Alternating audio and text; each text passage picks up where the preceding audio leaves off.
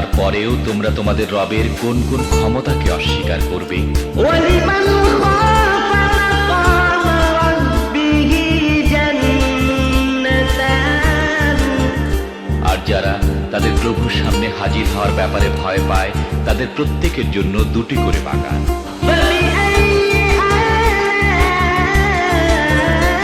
آلاء ربكما تكذبان؟